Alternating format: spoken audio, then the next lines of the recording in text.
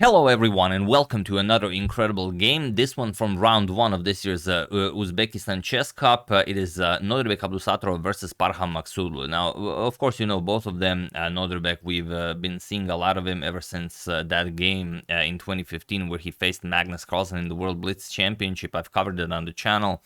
If you haven't seen it, it's probably the best thing you could watch after you watch this video. Will be the first link in the description below. And Parham, incredible player. He almost qualified for the candidates tournament. He made a final run to qualify via rating. Only, okay, it was an open tournament. Not an open tournament, but it was tough competition. Didn't really go his way.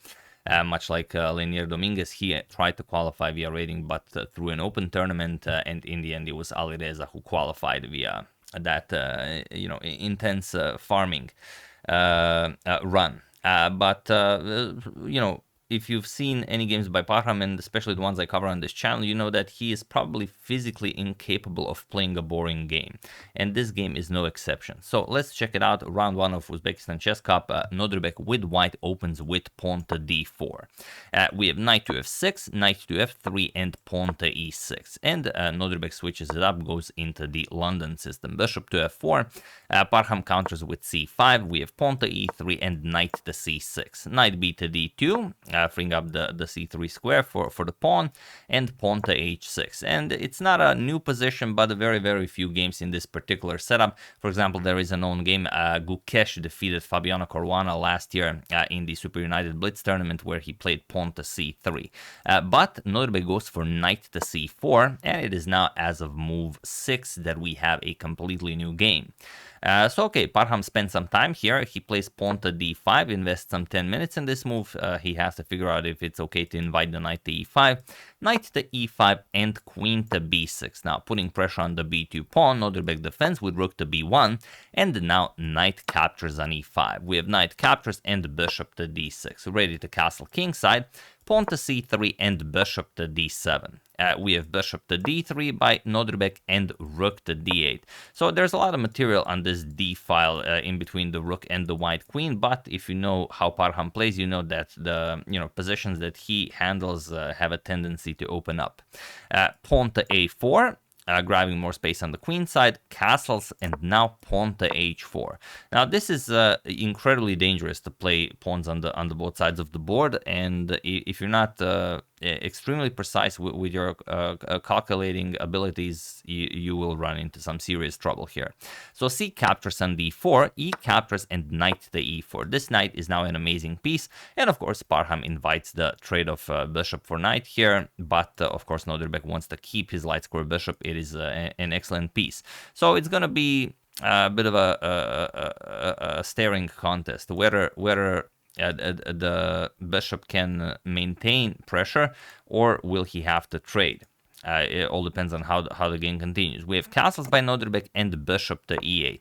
Bishop to e8 not only supports f7 and controls the knight very nicely, but it also gets rid of this tension, because every move that Parham calculates a variation, he always has to take into consideration knight captures on d7. Like, he thinks of a move, then okay, what if he plays knight captures on d7 now? What if he plays knight captures on d7 now? By playing knight bishop to e8, he no longer has to do that. We have queen to g4. It's a pretty crude threat, but a very effective one. Bishop captures on h6, and you have to deal with it somehow. It would be possible to get rid of this threat by a few moves, actually knight to f6 also being one of them, but Parham goes for the most interesting one, queen to c7. And now, how does queen to c7 actually stop bishop captures on h6? Well, Parham creative as usual. If bishop captures on h6 is played, prepared pawn to f5. And now the bishop is hanging and the queen is hanging, and the problem is the queen cannot maintain her position on the g file. The light square bishop and the knight on e4 prevented that. So now you would either have to capture on g7, which means that you would give up your piece for 2 pawns, or you would have to move the queen and allow the capture of the bishop on h6. So that's why Nodirbek plays bishop to c2. adds support to that a4 pawn that's hanging. It's very unlikely that Parham would go for the pawn, but it does improve Nodirbek's position, and also he has possibilities of maybe lifting the rook if necessary. So king to h8, now unpinning from the g file, bishop captures on h6, no longer a threat, and now pawn to f3, gets rid of the monster knight on e4, and frees up the bishop's diagonal. We have knight back to f6, attacks the queen, queen to h3, and now knight to h5. Attacks the bishop, but also prepares pawn to f6. Parham also indulges in some trickery on the king's side. So bishop back to h2, and now pawn to f6. Also gets rid of the monster knight on e5. And now you could play a lot of things here, much like in any position, but there is a move that you can play, and only a very strong player could play this. So I imagine you guys are very strong watching this. Feel free to pause the video and try to figure out what Nodirbek played here. It's a very tricky move, but a most effective one. Have at it while I give you a couple of seconds. No doubt you've all found this move. You do not retreat the knight, you do not go for knight to g6 check, pawn to f4. And it seems like you're just blundering a knight on e5, but that could not be further from the truth. And the knight is in fact a poisoned one. Here, Parham should just accept that there's no capturing the knight, and he should play pawn to f5. And then Nodirbek continues his attack, something like g4, f captures, queen captures, and the position continues. The game continues. It's a playable position for both of them. Nodirbek, of course, has the edge, but you can still play it. But Parham captured on e5, and now f captures on e5. And now what's the problem? Why is this so bad for Parham? Well, bishop to e7, your bishop is hanging, you have to react to that. Bishop to e7, and now pawn to g4. And that's the idea. The knight is trapped. So what can you play here? Best would be to play bishop to f7 and then shift the bishop over to g8 to guard not the h7 square but also the pawn on e6. But Parham went for queen to c2, and now his position is just lost. He says, all right, you can capture the knight, I'm going to bring my queen to e2, and it's going to be a fun position to play. But Nodirbek has different ideas. Rook captures on f8, bishop captures, and now queen to f3.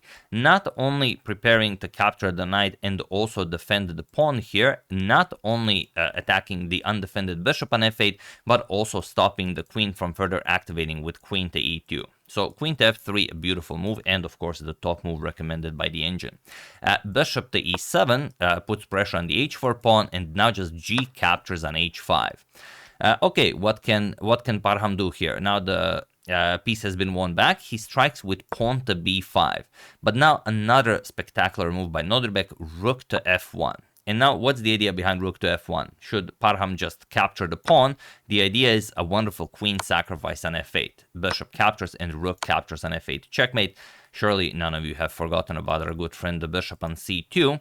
So after rook to f1, king to g8, stopping queen to f8, and now Nodirbek goes for b3.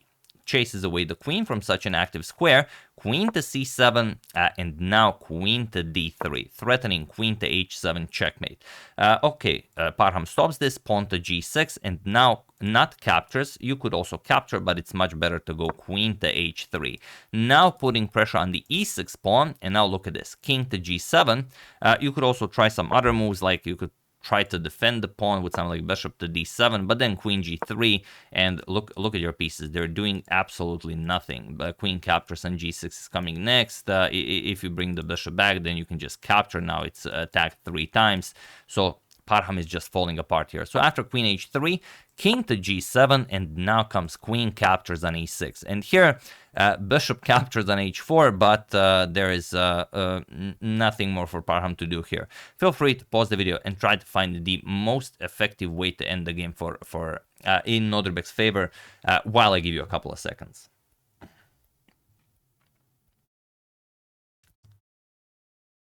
So for those of you who were able to do it, congratulations on finding any of the moves, like bishop captures on g6 is nice, queen to g4 is nice, but for those of you who played what Nodirbek played, you truly are a master of finding the truth in open positions, queen to f6 check. This is what Nodirbek played, and it was in this position on move 32 that Parham Maghsoodloo resigned the game, as there is nothing more to be done here. Now, it seems like you could just capture the queen, but you can't. First, we're going to show what happens if you don't take the queen. queen. Let's say sidestep king to g8. Now comes queen to f8 check, king h7. H captures on g6 with check, bishop captures, and now you just go for rook to f7 check. The bishop cannot move, the bishop is pinned, so you have to give up the queen. Queen captures, king to h8, and now bishop captures on g6, and there's no stopping queen to h7 checkmate. You could be weird about it with something like bishop to f2, but I mean, okay. So after queen to f6 check, the real question is what happens if the queen is accepted. The problem is this bishop, and I'm sure none of you forgot about this bishop as well. So bishop captures, pawn captures with check, king has to move, and now bishop captures on c7, and there's no defense here. You're up a piece, also the rook is hanging, also f7 is being threatened, and if you play something like rook to d7, it's merely a matter of a few moves. Bishop captures on g6. Doesn't matter what you play. If bishop captures on g6, you can even give up the bishop on c7. Pawn captures, the two connected pass pawns are now unstoppable. Rook captures f7 with check, king f8, g7 check, king captures f8 queen, and that's it. You get checkmated in a mere few moves. Let's say rook to f6 with check, king to g5, queen captures with check, rook to f4 with check, king goes here, and now queen to h2 will be checkmate. So truly a spectacular game by Nodirbek Abdusattorov, disposing of a 27-33 Parham Maghsoodloo in this fashion. Absolutely incredible, and of course, it's no doubt that he is, flirting with world number 6, number 5, number 3, number 4 spot. Along with Arjun Erigaisi. Prague also now joined the World Top 10, so it's going to be very interesting to see what happens in the next few tournaments. And, okay, it will take a bit more time for them to reach the likes of Caruana, Hikaru, and Magnus, as they still need some 30 more points to reach 2800. But yeah, and especially to reach Magnus, okay, Magnus is down to 2830 something, but from 28 to 2830, that's much, much harder to achieve than, let's say, from 2600 to 2700. Maybe even from 2700 to 2800. That 2800 to 2833, that's already so hard, because any draw you achieve, you lose points. If you lose so many points. So yeah, it's gonna be hard, but that's what they're here for. They're here because it's hard, not because it's easy. So yeah, if you enjoyed this, and especially if you've never seen Nodirbek play, if you're new to the chess world, I urge you to check out the first link in the description below. The first time I've featured Nodirbek on the channel, his game against Magnus Carlsen when he was 15 years old in the World Blitz Championship, truly, was an exemplary game, and it prepared us for what's to come. So yeah, that's the game. Hope you guys enjoyed it. Once again, thank you for such a wonderful suggestion. I thoroughly enjoyed analyzing this and presenting it for you. I would like to thank Michael Bowers, Eric Lee, Timothy Larkin, Ding Power, and William Cooper for a contribution to my channel. Thank you a lot. I really appreciate it. As usual, you can check 2 of my previous videos here. Thank you for watching, and I will see you soon, continuing to check up on your wonderful suggestions, such as this one, and whatever else happens in the chess world. So thank you all. I will see you soon, and have an excellent rest of your day.